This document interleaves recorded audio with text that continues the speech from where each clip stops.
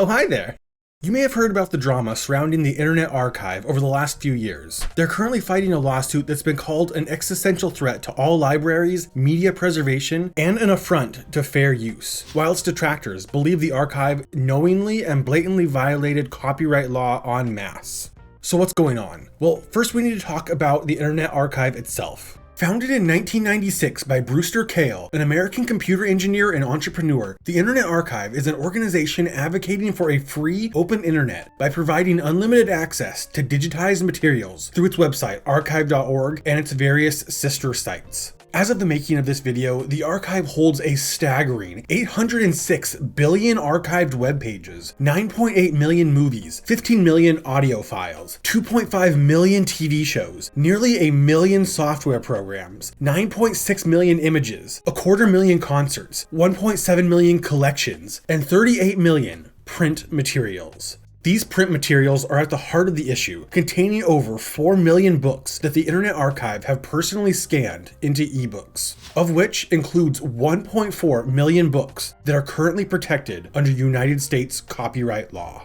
Fans of the channel know the Internet Archive is an invaluable resource for media preservation, and its Wayback Machine that lets users view old websites has been used to research and recover countless pieces of lost media. But as you can probably guess, a site with so much free content available to anyone with an internet connection has proven very controversial, being blocked in India, China, temporarily blocked in Turkey, and accused of hosting terrorist materials. But they are currently facing what I believe is their biggest threat to date.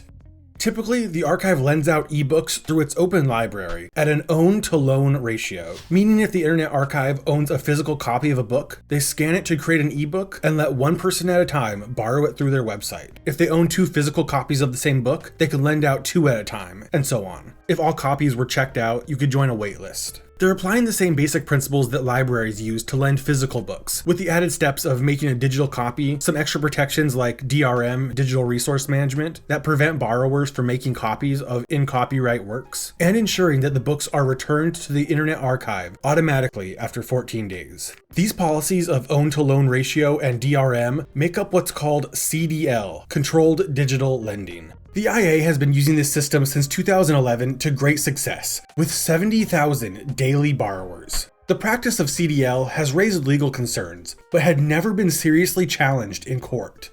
That would change when, in response to the pandemic, the IA announced the National Emergency Library. To address our unprecedented global and immediate need for access to reading and research materials, as of today, March 24th, 2020, the Internet Archive will suspend waitlists for the 1.4 million and growing books in our lending library by creating a national emergency library to serve the nation's displaced learners. This suspension will run until June 30th, 2020, or the end of the US national emergency, whichever is later.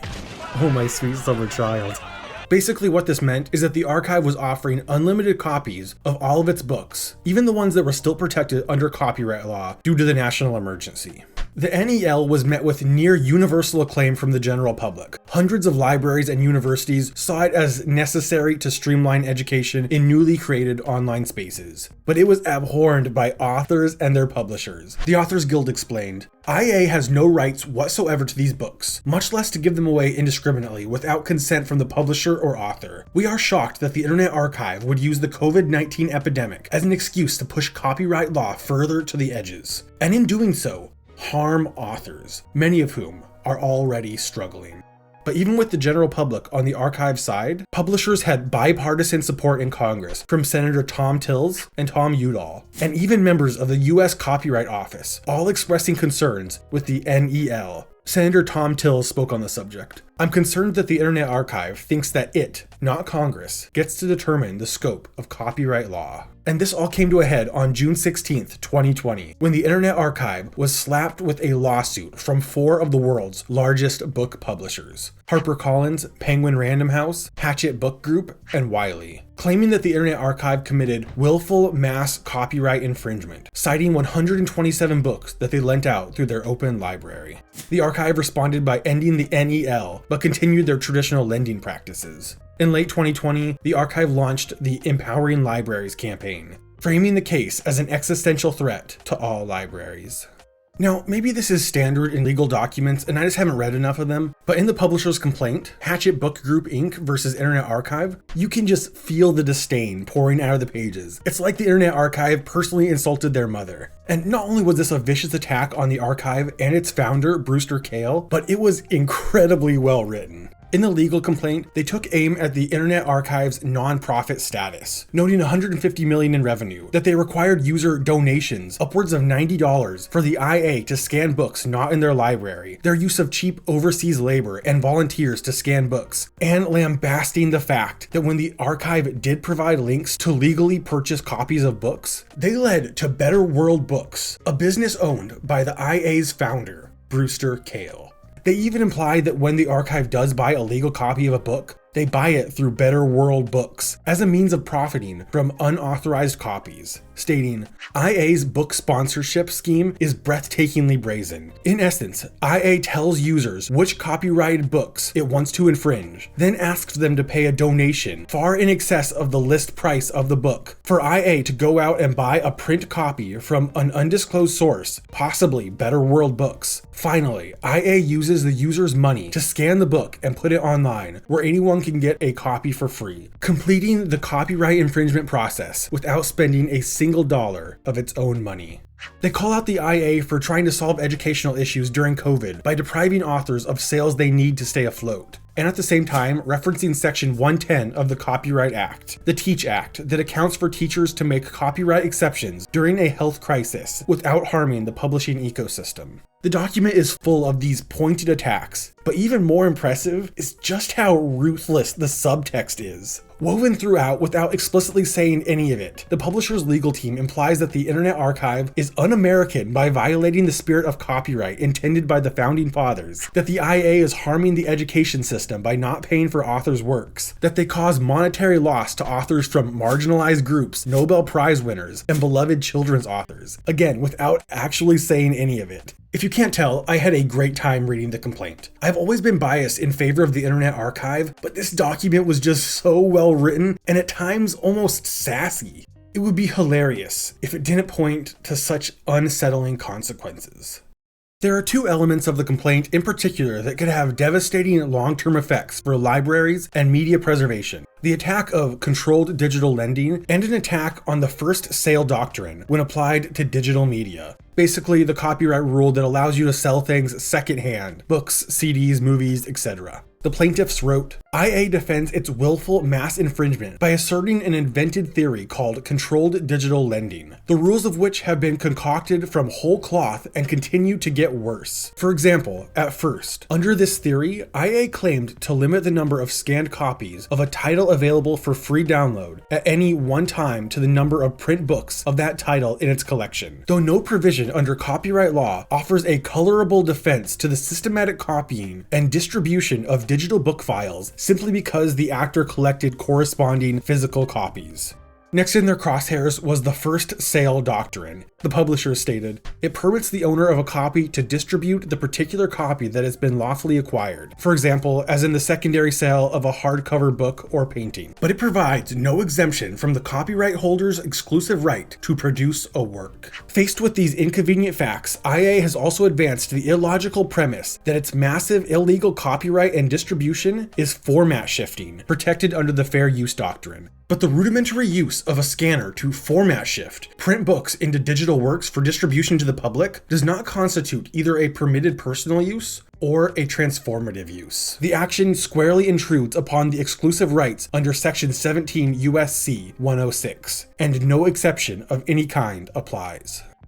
So now that we've heard from the publishers, does the Internet Archive have any legal precedent to support their actions concerning the National Emergency Library or their practice of controlled digital lending? There are a few cases that might help us out. The first are the cases of Google Books and Hathi Trust. In these two separate suits, the courts upheld the right to digitize books, protecting Google's mass preservation effort to create a fully searchable text database. But the winning caveat in both cases was that the entire book isn't made freely available for all users, only allowing them to search for keywords and view small portions of the overall work.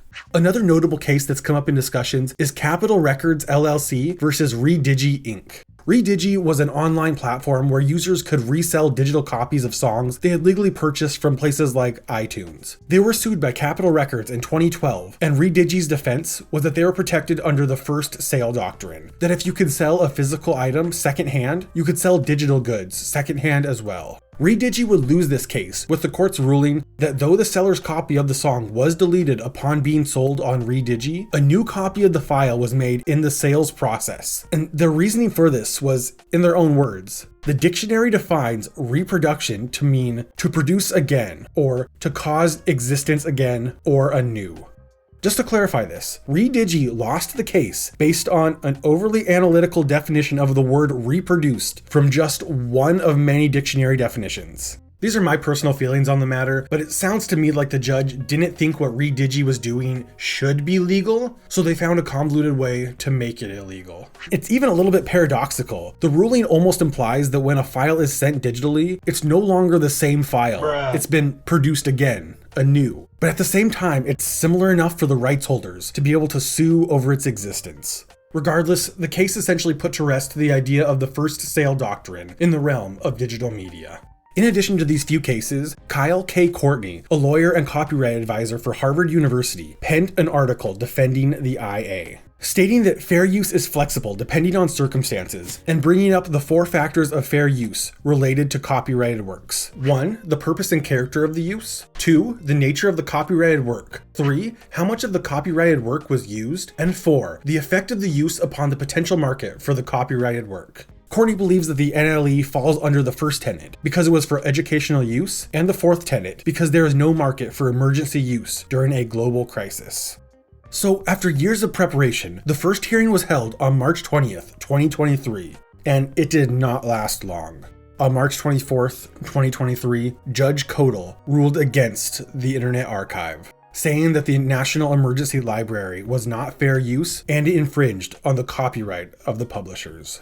The judge stated, "In March 2020, the COVID-19 pandemic closed libraries nationwide and by IA's estimation, took 650 million print books out of circulation, judging itself uniquely positioned to be able to address the problem quickly and efficiently."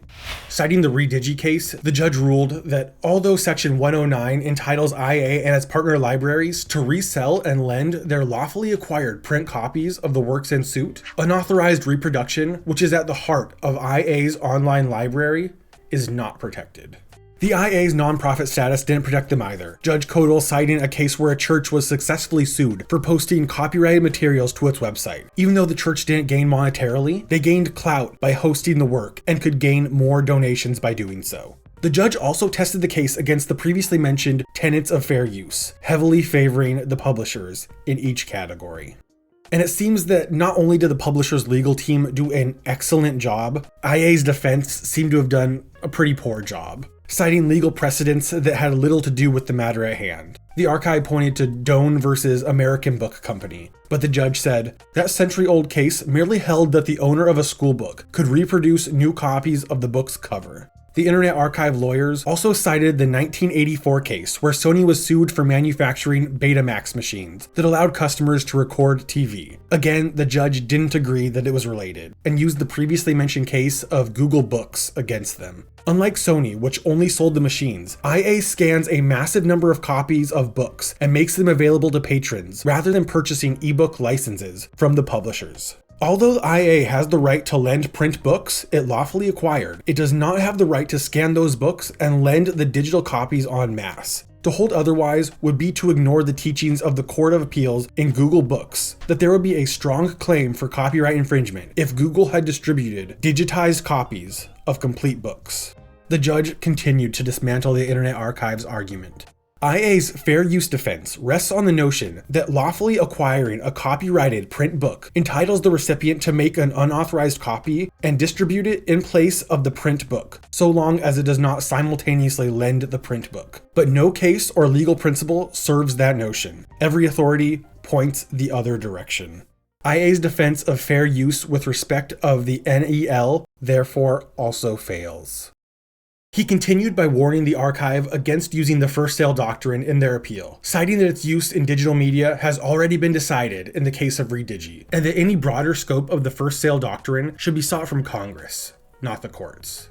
This is a devastating blow to the Internet Archive and their open library. But what does the verdict mean for the future of archive.org? As far as the Internet Archive goes, I do not believe they're going anywhere. I think they broke copyright law with the best intentions. And even though the publishers are asking the archive to pay for every single copyrighted book that they lent out through the NEL, along with paying the publisher's legal fees, there is precedent that the IA might not have to pay if they can prove that they genuinely believe that their actions were within the realm of fair use. And even if they are forced to pay millions in damages, the lawsuit demonstrated that the IA has plenty of money, and it likely won't be closing its doors due to this lawsuit. But what worries me is the precedent this case sets for digital lending as a whole, giving more power to publishers to levy against libraries, and possibly sue others for loaning out ebooks. All in all, this is very unsettling and shows the cracks in the American legal system. The justification for Capitol Records versus Redigi is based on an absurd reading of laws that could not have accounted for future technology, and at times it's even contradictory. This flawed ruling is now being used to make controlled digital lending unlawful, which will likely be used to support additional regulations limiting libraries, preservation, and the scope of future technologies. The Internet Archive has appealed the decision, saying the ruling holds back access to information in the digital age, harming all readers everywhere. Thank you so much for watching. This is a much different video than I usually make, but I felt it was an important topic to cover considering the potential impact it could have on media preservation. If you have suggestions for future videos, let me know in the comments. And a huge shout out to my top tier Patreon supporters: Odesta Honeycrisp, MD the Dude, Vinny Cataldo, Miss Dana, and Can You Say Rote Goat Mafleur. Thank you so much. This is Mike with All Things Lost. See you soon.